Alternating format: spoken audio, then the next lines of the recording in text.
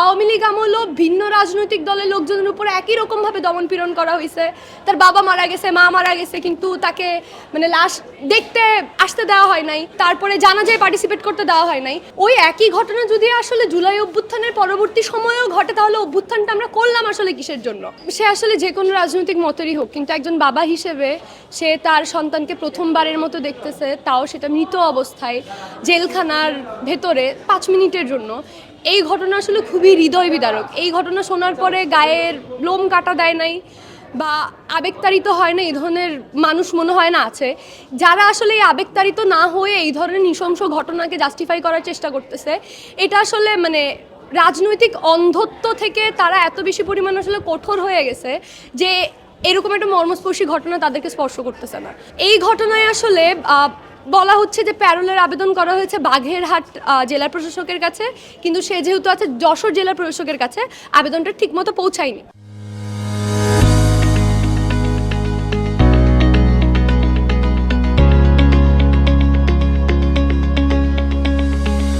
এই ক্ষেত্রে আসলে যেহেতু এটা খুবই সেন্সিটিভ একটা ঘটনা, একজনের ফ্যামিলি মেম্বার মারা গেছে, 2 জন, তাও এই আত্মহত্যা করে। এখানে বাগেরহাট জেলা প্রশাসক চাইলে কিন্তু এই জিনিসটা ফরওয়ার্ড করতে পারতো, কিংবা কার কাছে অ্যাপ্লাই করতে হবে এই জিনিসটা অ্যাটলিস্ট বলে দিলেও হয়তো তারা ওই অ্যাকচুয়াল প্রক্রিয়া ফলো করতো।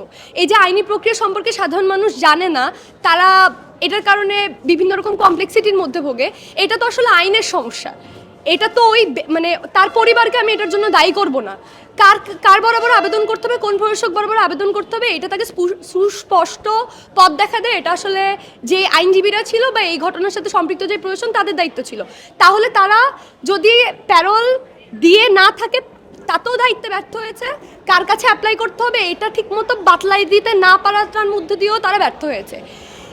এরপরে হচ্ছে আসলে যে এই ঘটনার যারা বিভিন্ন রকম জাস্টিফিকেশন তৈরি করছে, জিনিসটা খুবই দুঃখজনক। এইরকম একটা জিনিসের সাথে তুলনা করা হইতেছে যে আওয়ামী লীগ আমলও ভিন্ন রাজনৈতিক দলের লোকজনের উপর একই রকমভাবে দমনপীড়ন করা হয়েছে। তার বাবা মারা গেছে, মা মারা গেছে, কিন্তু তাকে মানে লাশ দেখতে আসতে দেওয়া হয় নাই, তারপরে জানাজায় পার্টিসিপেট করতে দেওয়া হয় নাই। ওই একই ঘটনা যদি আসলে জুলাই অভ্যুত্থানের পরবর্তী সময়েও ঘটে, তাহলে অভ্যুত্থানটা আমরা করলাম আসলে কিসের জন্য? আওয়ামী লীগ আমলে আমরা দেখছি তারা মুক্তিযুদ্ধের আকাঙ্ক্ষা, মুক্তিযুদ্ধের চেতনা বারবার বুলিয়ে আওড়ায় ওই জিনিসটা কখনো বাস্তবায়ন করে নাই। একই রকমভাবে জুলাইয়ের যে আকাঙ্ক্ষা, জুলাইয়ের যে চেতনা, সেটা আসলে অন্তর্বর্তীকালীন সরকার আমার মনে হয় না যে 100% ধারণ করে। আমি জুলাই অভ্যুত্থানে যে আকাঙ্ক্ষা বা যেই পরিবর্তনের আশা নিয়ে অংশগ্রহণ করেছিলাম, তার 1% এই অন্তর্বর্তীকালীন সরকার বাস্তবায়ন করতে সফল হয় নাই। তার মানে এই না যে আমার আকাঙ্ক্ষা ভুল বা আমার চেতনা ভুল। এখন এইটার মধ্যে দিয়ে আসলে এই অন্তর্বর্তীকালীন সরকার যখনই ব্যর্থ হইতেছে, যখনই তারা এই ধরনের পাশবিক বা অমানবিক কোনো কাজ করতেছে, সেটার মধ্যে দিয়ে আমরা যারা জুলাই অভ্যুত্থানে অংশগ্রহণ করেছিলাম, তারা আসলে বিভিন্ন রকমভাবে একটা মানে প্রেশারের মধ্যে পড়তেছি যে জুলাই করে কি করলা তোমরা। তো এইটার মধ্যে দিয়ে আসলে শুধু অন্তর্বর্তীকালীন সরকার ব্যর্থ হয়ে বারবার আওয়ামী লীগকে একটা ফ্লোর দিতেছে।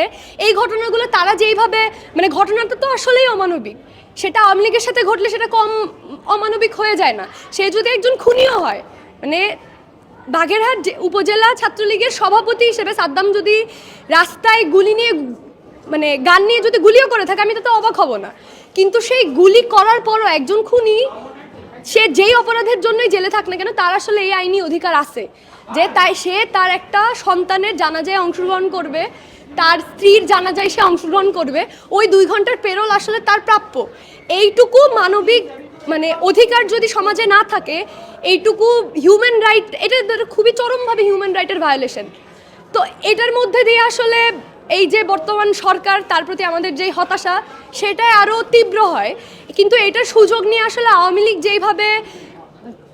যেভাবে প্রচারণা দিচ্ছে যে অন্তর্বর্তীকালীন সরকার বা জুলাইয়ের আকাঙ্ক্ষা এইভাবে একই রকম দমনপীড়নের, সেটা আমাদের জন্য হতাশাজনক, আমাদের জন্য দুঃখজনক।